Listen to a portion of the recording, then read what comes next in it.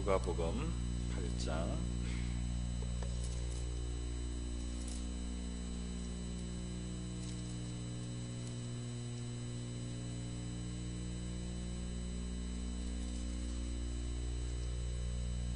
신약성경 102페이지 정도, 누가복음 8장 4절로 15절 말씀, 저와 여러분이 한 절씩 교독하도록 하겠습니다. 각 동네 사람들이 예수께로 나와 큰 무리를 이루니 예수께서 비유로 말씀하시되,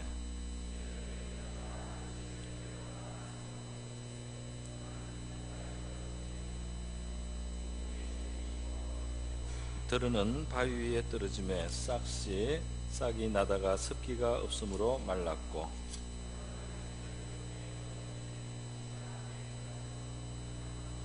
들은 좋은 땅에 떨어짐에 나서 100배 결실을 하였느니라. 이 말씀을 하시고 외치시되, 들을 귀 있는 자는 들을지어다. 이르시되, 하나님 나라의 비밀을 아는 것이 너희에게는 허락되었으나 다른 사람에게는 비유로 하나니, 이는 그들로 보아도 보지 못하고 들어도 깨닫지 못하게 하려 함이라. 길가에 있다는 것은 말씀을 들은 자니, 이에 마귀가 가서 그들이 믿어 구원을 얻지 못하게 하려고 말씀을 그 마음에서 빼앗는 것이요.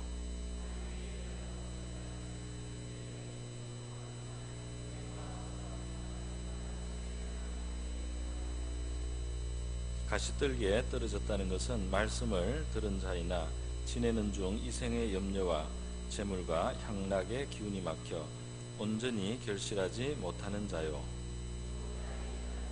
착하고 좋은 마음으로 말씀을 듣고 지켜 인내로 결실하는 자니라. 아멘.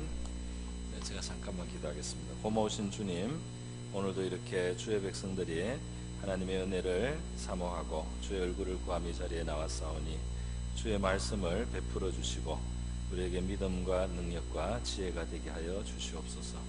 이 시간을 주님께 의탁하며 예수님의 귀하신 이름으로 기도드립니다.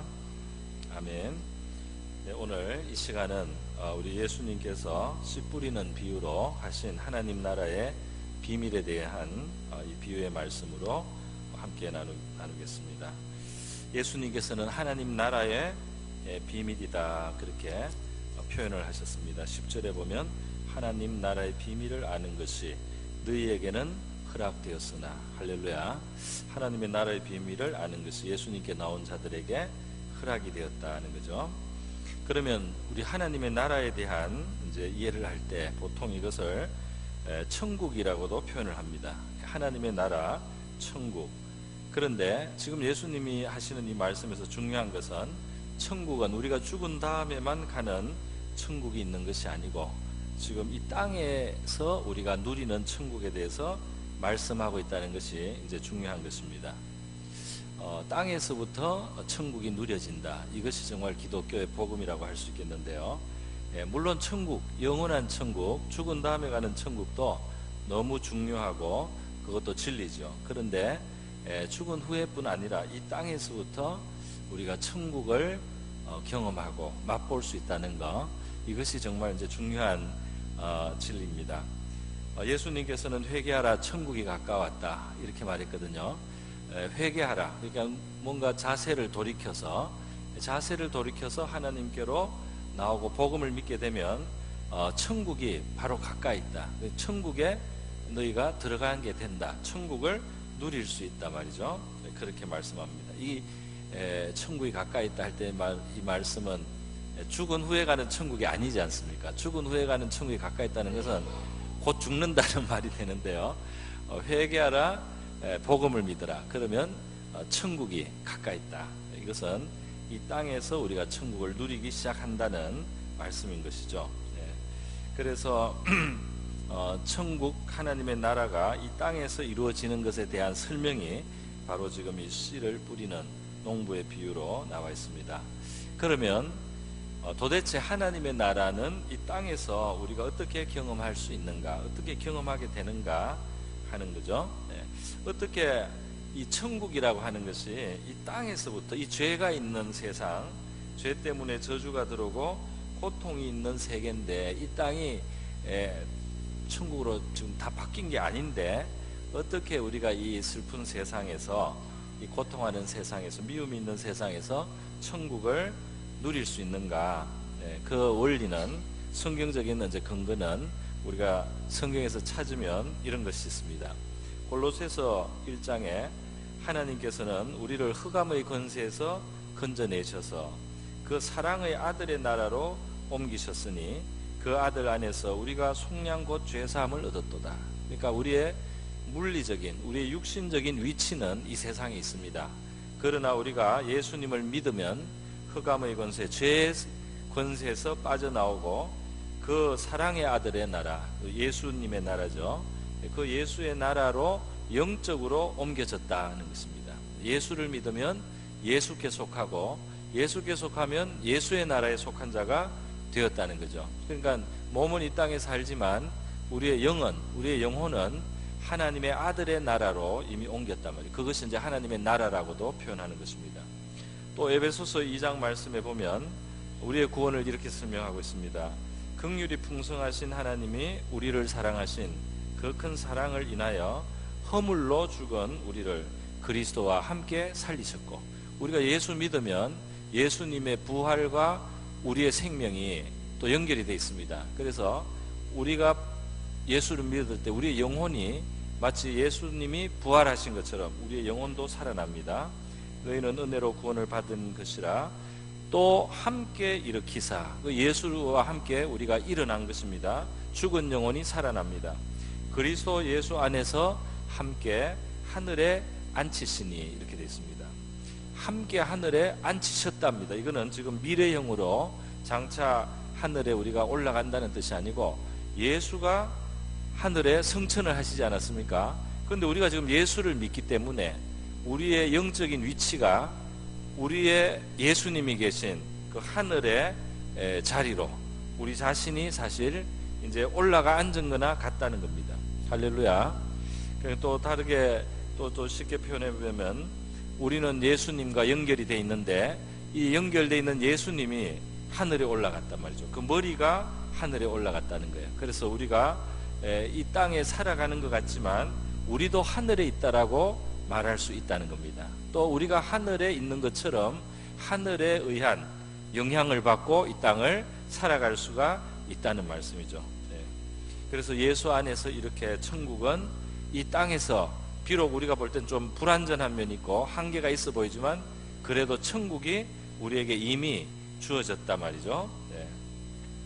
그래서 여러분, 이것이 중요한 것은 구원받은, 예수를 믿으면 구원을 받는데, 구원을 받지만 이 사람들이 이 땅에서부터 예수 안에 있는 풍성한 생명을 잘 누리지를 못하고 산다면, 예수를 믿는다고는 하지만 이 땅에서 예수님이 주시는 좋은 것들을 누리지를 못한다면 내가 정말 구원받았는가, 이 자체가 때때로 의심이 들고 회의가 들 수가 있습니다. 그런데 우리가 예수를 믿고 나서 예수님이 우리에게 주시려고 한 이 땅에서부터의 하나님 나라를 우리가 경험을 하게 되면은 우리가 그 누림이 있기 때문에 천국을 우리가 이 땅에서부터 지금 우리의 심령과 삶 속에 어떤 누리는 것이 있기 때문에 내가 구원받은 사람이구나 하는 확신도 사실 가질 수가 있는 거죠. 예수님께서는 이 하나님의 나라를 다르게 표현을 하셨는데 요한복음 10장 10절에 보면 내가 온 것은 양으로 생명을 얻게 하고, 지금 우리가 양입니다. 우리가 양이고 예수님이 목자입니다. 그래서 우리는 다 그렇게 양같이 각기 제 길로 가고 죄의 삶을 살았는데 하나님께서는 우리 무리의 죄악을 그에게 담당시켰어서 선한 목자이신 그분이 우리의 죄도 다 담당하시고, 그래서 그분이 그렇게 희생을 하심으로써 우리가 그 좋은 목자, 선한 목자이신 그분의 양으로서 생명을 얻게 하고 더 풍성히 얻게 하려는 것이라 그랬어요. 내가 온 것은 양으로 너희를 생명을 얻게 하고 더 풍성히 얻게 하려는 것이다. 오늘 저와 여러분 이 자리에서 예수님을 우리의 구주로 믿고 또 우리의 목자로 믿는다면 주님께서 우리를 위해서 생명을 얻고 또 풍성히 얻게 하시려는 그런 선의를 가지고 계시다는 사실을 우리가 기억해야 될 줄로 믿습니다. 나는 선한 목자라. 선한 목자는 양들을 위해서 목숨을 버린다는 말씀을 다 하셨습니다. 여러분, 그러면 이 땅에서 바로 우리가 예수님이 주시려고 하는 생명을 얻되 더 풍성히 얻는 삶, 나중에는 천국에 가면 완전하게 되겠죠. 그러나 이 땅에서부터 생명을 얻고 풍성히 얻는 삶, 그 삶이 어떻게 이루어지느냐 말이죠. 참 대단한 일입니다. 이 땅에서부터 하나님의 나라를 우리는 누릴 수 있다. 그런데 이 중요한 일을 지금 예수님은 하나님 나라의 비밀이다 그렇게 말해서, 비밀을 아는 것이 너에게 허락됐다. 하나님 나라의 비밀이 무엇이냐? 비밀이라고 할 때는 항상 중요한 일을 말하죠. 항상 비밀이라고 할 때는 하찮은 일이 아닙니다. 비밀이라는 것은 그것을 알고 모르는 게 큰 차이를 만들어낼 때 비밀이라는 말을 쓰게 되죠. 북한 핵무기가 몇 개 있냐 말이죠. 혹은 우리 대한민국에 핵무기가 준비되어 있느냐 말이죠. 이런 것은 비밀이죠. 이런 것을 알게 되면 그 파장이 보통 파장이 아닙니다. 우리나라에 지금 어디에 어떤 무기가, 신무기가 개발되어서 어디에 배치가 되어 있고 유사시 어떻게 쓸 수 있다, 이런 것은 군사 비밀입니다. 그거는 아는 것과 모르는 것이 천지 차이가 있는 거죠.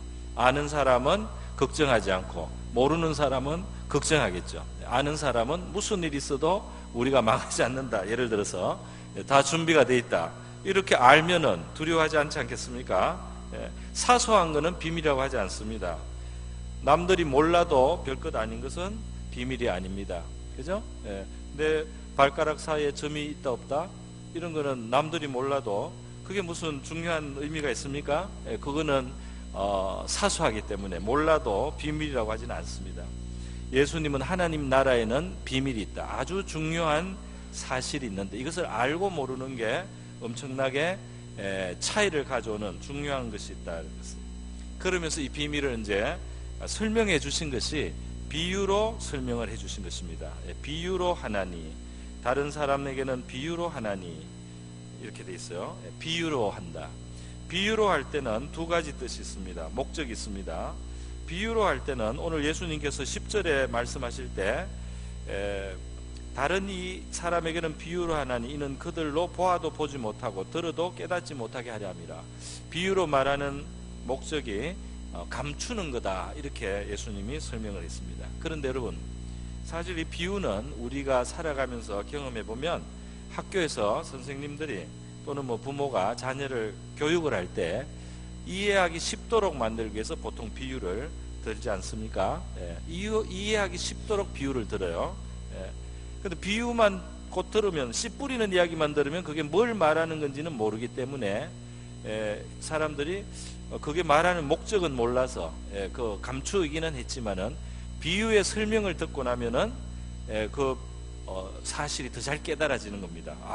하나님의 나라는 씨 뿌리는 그때 일어나는 현상하고 유사한 점이 있다. 그거를 이제 이해를 하고 나면, 설명을 듣고 나면은 비유는 우리 이해를 도와주는 게 되죠.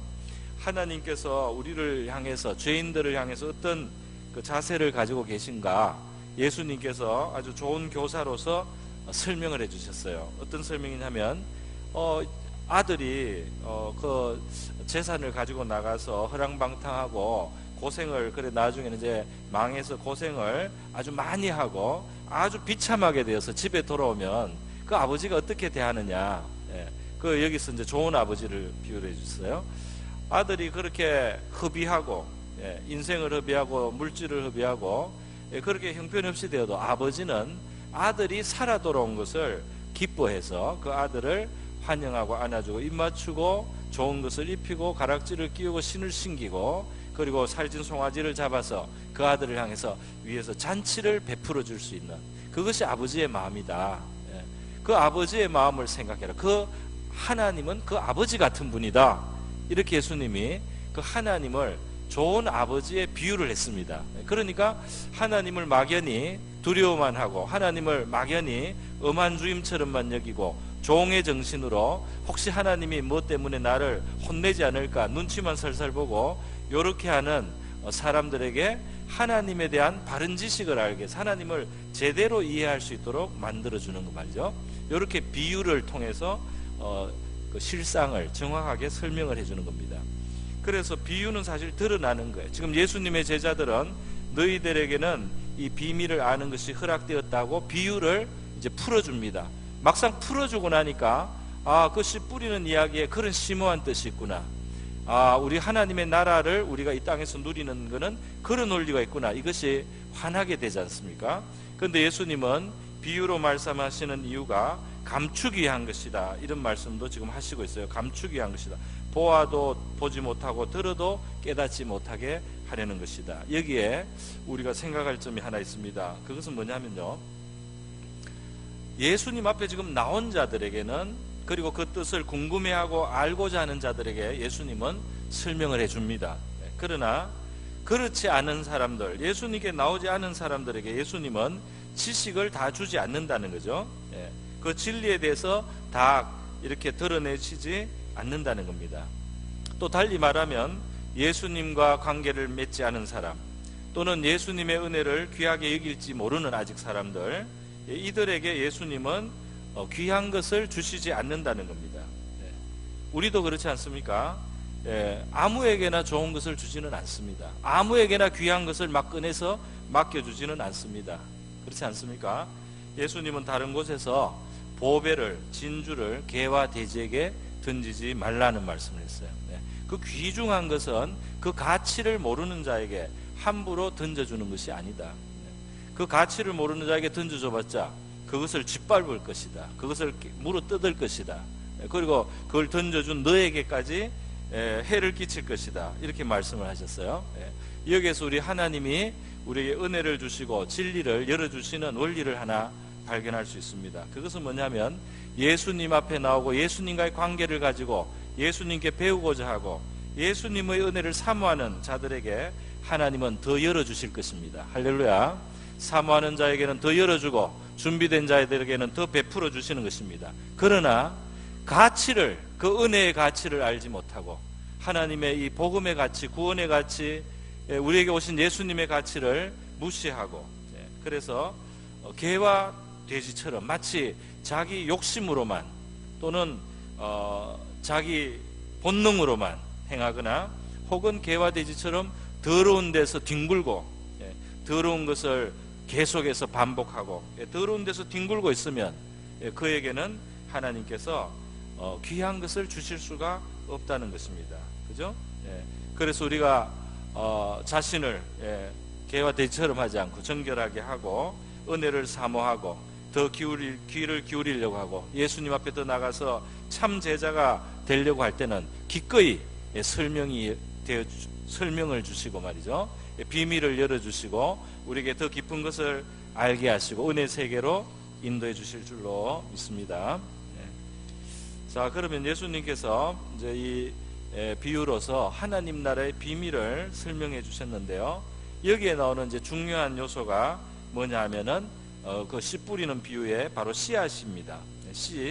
씨를 뿌리는 것, 이것이 하나님 나라의 아주 중요한, 우리가 이 현세에서 하나님 나라를 경험하는 것과 이 씨앗은 아주 중요한 관계가. 그런데 이 씨앗이 무엇이냐?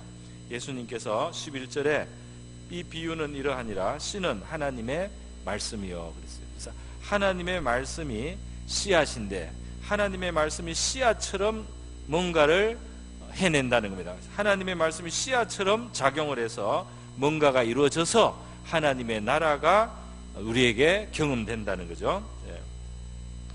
여러분, 이 씨앗은 땅에 심어지면은 자라서 말이죠. 나중에는 거기에서 뭔가 또 결실이 맺어져서 풍성하게 됩니다. 처음에는 단순하고 작은 것 같은데 그것이 시간이 지나면은 뭔가 풍성한 것이 생기고 뭔가 더 가치가 많아지고 말이죠. 풍성해지는 거죠. 지금 예수님은 땅은 마음이라는 설명을 또 나중에 해주셨어요. 땅은 마음이다 하는 것이 이제 뒤에 나옵니다. 자, 그러면 하나님의 나라라는 것은 어떻게 되느냐? 하나님의 나라라는 것은 반드시 이 하나님의 말씀이 있어야만 한다 말이죠. 하나님의 말씀이 마음속에 들어가야만 그 다음에 하나님의 나라가 있든지 말든지, 그거는 이제 그 다음이 되는 겁니다.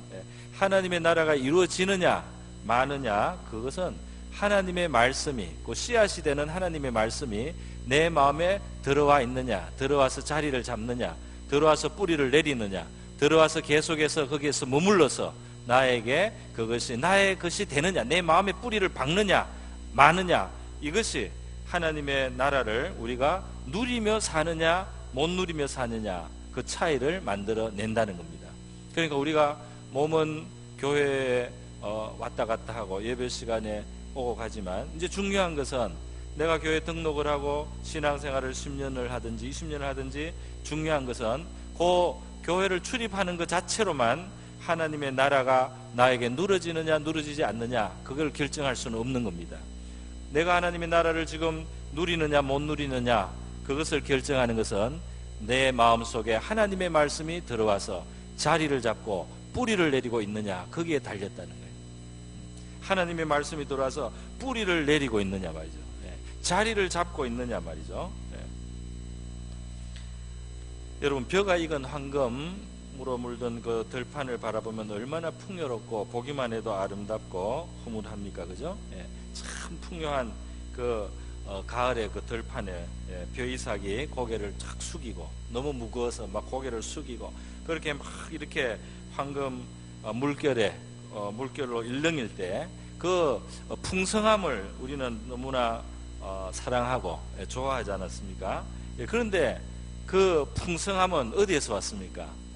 그 모내기를 할 때 조그마한 모들이 심어졌고요, 그 모는 또 어디서 왔느냐면 처음에 모판에 그 한 알의 벽씨가 그 흙 속에 들어가서 심겨져서 아무것도 없는 것 같은데, 그 흙 속에 들어가고 나면 처음에는 아무것도 안 보여요. 그대로 그냥 흙입니다. 하나님의 말씀이 처음에 들어와도 별것 아닌 것 같아요. 그러나 그 말씀이 결국 뿌리를 내린다면, 거기에서 계속 살아남는다면, 거기에서 계속 살아서 그 말씀이 계속 내 마음속에 작용을 한다면 우리는 하나님의 나라를 누리게 되는 겁니다. 할렐루야. 그 말씀이 뿌리를 내리고 작용하도록 우리의 마음이 거기에 화답을 하고 그 뿌리를 내리도록 하는 만큼 하나님의 나라를 우리가 누리게 될 줄로 믿습니다. 많이 말씀이 내 안에 뿌리 내리고 내 안에 작용하도록 하는 사람은 하나님의 나라를 많이 누릴 것이요, 하나님의 말씀이 뿌리 내리지 못하도록 다른 것으로 내 마음을 채우고 다른 것으로 그 말씀을 부정하고 외면하고 귀를 막고 있으면 하나님의 나라를 풍성히 경험하기가 어려운 겁니다. 할 수가 없게 되는 거죠. 그러니까 말씀이 없이는, 하나님의 말씀이 내 마음에 자리 잡게 하지 않고야 신앙의 열매는 없는 겁니다.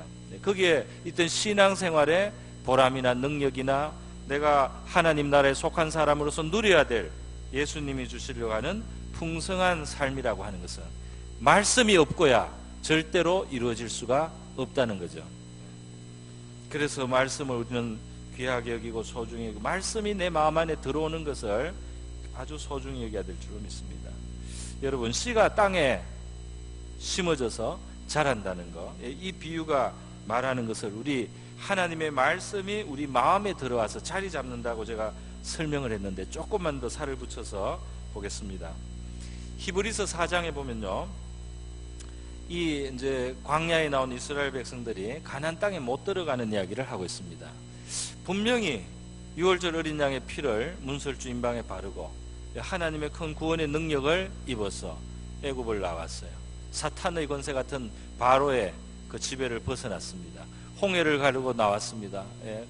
세례 같은 그런 경험을 했습니다. 그리고 광야로 가야 되는데, 광야를 통과해서 그들이 가나안 땅으로 가야 되는데 가나안 땅에 못 갔다는 거예요. 가나안 땅에 왜 못 갔느냐? 왜 그 첫 세대는 못 갔느냐? 그 다음 세대는 갔지만은 왜 그 세대는 못 갔느냐? 그것을 히브리서 4장 2절에서 설명을 했습니다. 그들도 우리처럼 복음을 받은 자다, 거기 말하고 있어요. 왜냐하면 가나안을 약속받았다는 의미에서 이스라엘 백성들도 복음을 가진 자들이었습니다. 그런데 왜 복음이 그들에게 이루어지지 않았느냐? 그들은 왜 젖과 꿀이 흐른 땅을 누리지 못했느냐? 애굽에서 나왔는데 왜 광야에서 헤매다가 끝났느냐? 오늘 우리의 신앙생활이 말이죠. 구원은 받고 죄의 용서는 받고 사탄의 권세에서는 나왔는데 왜 생명을 얻되 풍성한 삶, 가나안의 영적인 가나안의 삶을 못 살고 왜 광야를 헤매다가 세월을 보내느냐 말이죠. 왜 그러냐? 그걸 설명을 했습니다. 그 들은 바 말씀이 저희에게 유익되지 못한 것은 듣는 자가 믿음을 화합지 아니함이라. 그 말씀에다가 믿음으로 화합을 안 했다. 믿음으로 반응하지 않았다는 것입니다. 또 지금 제가 방금 말씀드린 거 화합하지 아니함이라. 듣고만 하고 믿음으로 화합을 안 했다. 요거는 개역 한글 예전 번역이고요. 최근 번역은 이렇게 되어 있습니다. 그들은 그 들은 바 그 말씀이 그들에게 유익하지 못한 것은 듣는 자가 믿음과 결부시키지 아니함이라 이렇게 되어 있어요. 듣고 그것을 믿음과 엮지 않았다 이렇게 되어 있는데요. 네. 그러니까 뭡니까? 하나님의 말씀, 많은 말씀들이 있는데 좋은 약속들도 많고 많은 말씀들이 있는데 그 말씀을 듣기는 들었습니다. 귀로 들어가긴 들어갔습니다. 마음에도 한번 들어오기는 들어왔습니다. 그런데 그게 흘러 지나갔습니다. 거기에 화합을 하지 않았습니다. 그거와 엉기지를 않았습니다. 그것하고 이 화학작용을 하듯이 서로 우리의 마음과 하나님의 말씀이 엉겨붙어서 화합이 이루어지고 이게 융화가 일어나야 되는데 말씀은 말씀대로 따로 있고 내 마음은 내 마음대로 따로 있어서 그게 있다가 시간이 지나니까 기억의 상실로 그냥 흘러 지나가 버린 거예요. 화합이 이루어지지 않았다는 겁니다. 이 하나님의 말씀이 내 마음에 들어왔는데 이 화합이 이루어지는 것을 성경은 믿는 것이다 이렇게 표현을 하는 거죠. 믿음과 결부하는 것이다. 믿음으로 화합하는 것이다. 믿음과 결부하는 것이다. 그런 작용이 일어나야 된다는 거예요. 요즘에 많은 사람들은 좋은 설교를 많이 들을 수 있는 기회가 많습니다. 요즘 신자들은. 왜냐하면 설교들이 많이 올라와 있으니까요. 그런데 아무리 좋은 설교를 들어도 중요한 것은 말이죠. 내 마음 속에 그것이 자리를 잡아야 됩니다. 그것과 내 마음이 이 화학작용을 해야 됩니다. 화학작용을 하고 그것이 내 안에 뿌리를 내려야 됩니다. 그래서 어떤 사람들은 말씀을 잘못하면은 제일 나쁜 경우인데요. 잘못하면은 어떤 즐거운 어떤 낙의 거리로 삼게 됩니다. 우리 구약 성경에 에스겔 선지자가 하나님 말씀을 전했는데 백성들이 그 말씀을 듣기 좋은 노래처럼 여겼다는 표현이 있어요. 그걸 들으면서 야 어떻게 저렇게 말을 잘하나, 야 어떻게 저렇게 내용이 좋냐, 아 어떻게 저렇게 내용이 감동스럽냐, 야 어떻게 저렇게 매끈하게 말씀이 전해지냐 감탄을 하고 즐겨요. 그 말씀 자체를 즐깁니다. 그걸 인조이는 합니다. 그런데 믿음으로 화합은 안 해요. 믿음으로 화합을 하면 내 마음이 그것을 진심으로 받아들이고 그것을 나의 생각으로 받아들이고 내 생각을 그게 그 말씀 앞에서 내 생각을 바꾸는 거죠. 내 생각의 관점과 하나님의 말씀이 들어오면서 보여주는 것하고 다른 것은 내가 바꾸는 겁니다. 나는 그걸 하나님께 내놓고 회개하고 하나님의 것이 내 안에 들어와서 내 것이 되는 거죠. 이것이 이제 믿음으로 화합을 하는 것입니다. 그렇게 되면 거기에서 결국은 그 말씀에 따른 이제 행동이 나옵니다. 그 말씀에 따른 나의 자세가 나옵니다. 그렇게 될 때 하나님의 나라가 누려진다.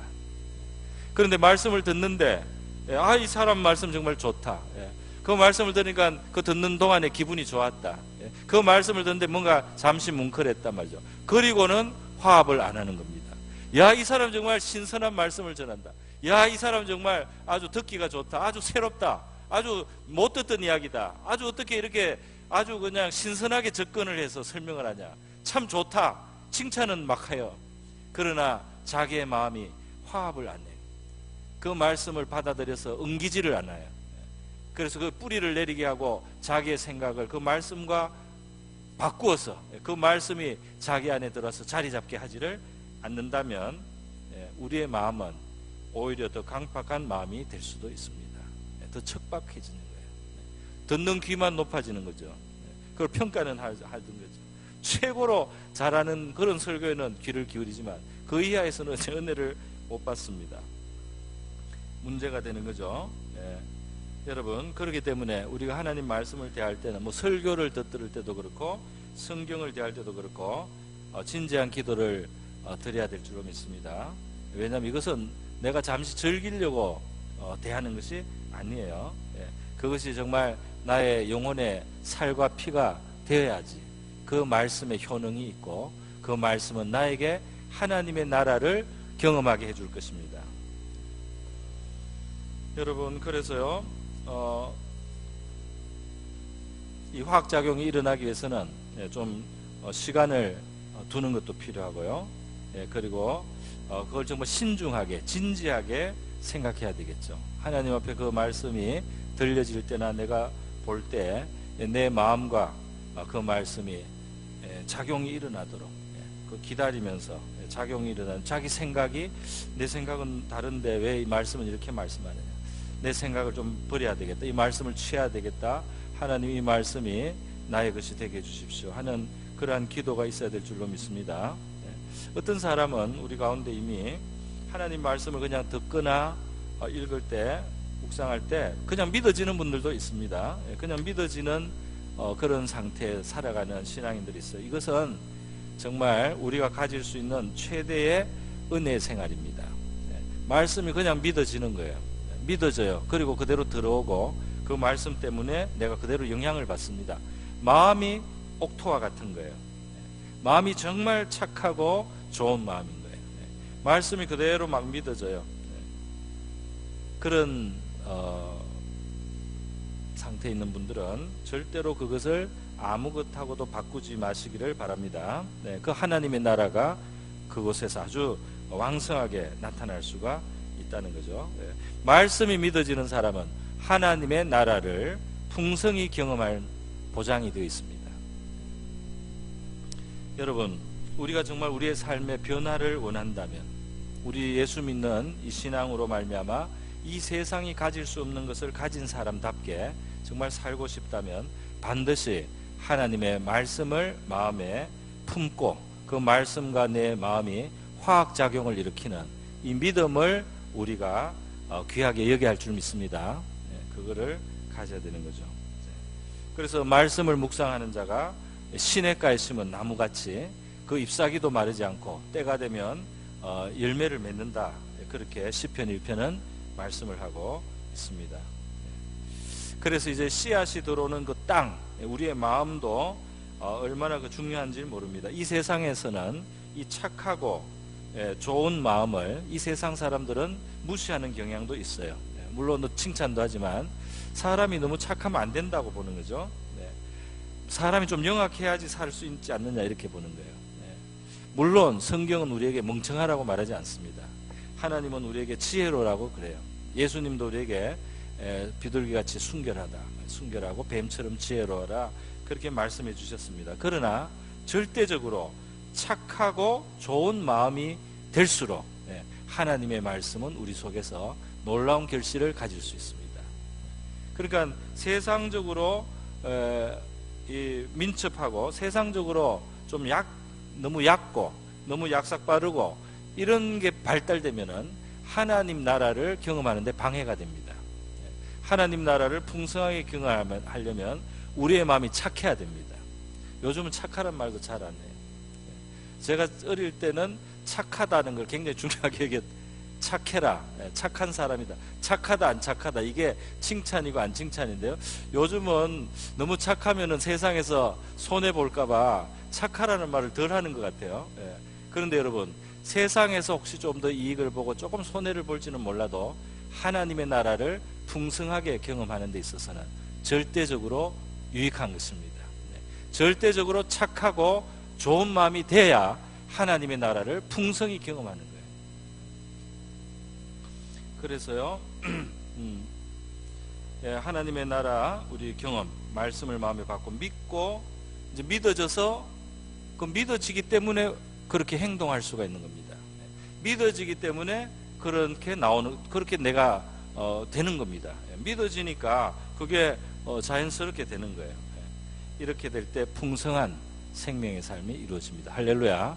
말씀을 받고 말씀대로 행하는 거예요. 그것은 내세가 아니라 바로 이 세상에서부터 지금 하나님은 우리를 복 주실 수 있는 줄 믿습니다. 이게 뭐 꼭 물질만 말하는 게 아니에요. 우리의 영혼이 만족하는 거죠. 여러분, 그러므로 내 삶에 하나님 나라에 그런 어떤 풍성함이 있는가 한번 생각해 볼 필요가 있습니다. 정말 한번 문득 내가 신앙생활하는데 나는 풍성함이 있는가, 하나님 나라를 나는 누리는가, 내 마음에는 어두움이 가득하지 않은가, 나는 염려와 근심에 찌들려 있지는 않은가 말이죠. 나는 항상 걱정하며 살지는 않는가, 그렇죠? 내 마음에 미움과 분노가 항상 다스리지는 않는가 말이죠. 나는 항상 피해의식을 갖고, 나는 시기심을 갖고, 나는 괴로워하면서 살지는 않는가 말이죠. 하나님 나라, 의와 희락과 화평이 있는 하나님 나라 내 안에 있는가 말이죠. 왜 없는가?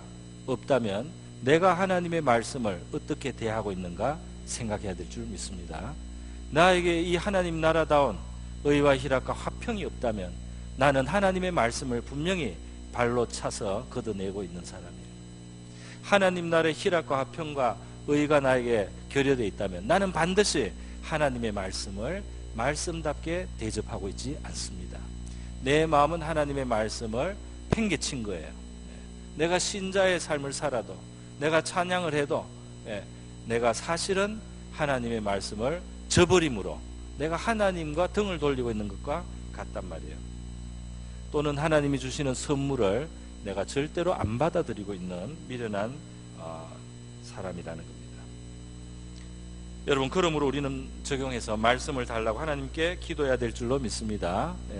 바울도 말씀 전할 때 하나님 말씀을 베풀어 달라고 기도 부탁을 했습니다.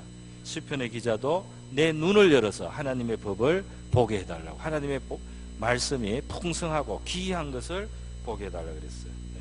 또 그렇게 우리가 하나님의 말씀을 읽거나 듣거나 그것을 잘 들을 수 있는 귀를 달라고 기도해야 될 줄 믿습니다.